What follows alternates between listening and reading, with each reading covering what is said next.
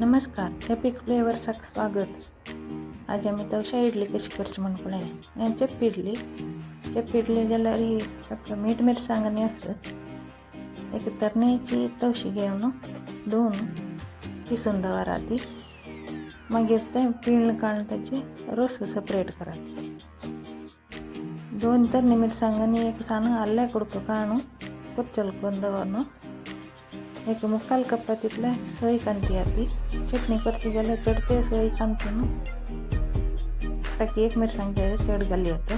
मागीर ते सोय तरणी मिरसांग अल्ले कुडको मिक्सरांत घालून घेवन ताका थोडे उद्दा घाला ती चटणी करता जाल्यार उद्दा मात घाला ना जाल्यार तवशा उद्दा घालून घेवन ल्हाना करून वाटी घाला. एक कप तितले तांदळारू लावन काढून त्या तवशाक घाला ती वाटेल पेस्ट काढून घाला. चटणी काढल्याने सेपरेट कडे विसरून ती मुक्काल चमचे तितले मीठ घाला आणि मिक्स करून दवरा ती.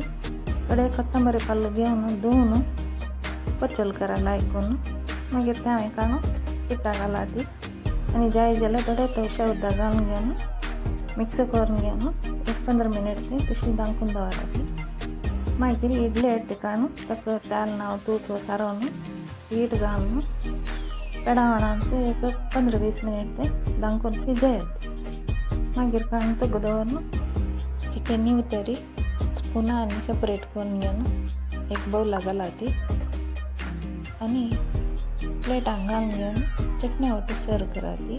तवशी जिवाक भारी तंप आणि अजीर्ण के लायक वखद त्याने मी ती ट्राय करून पळयत.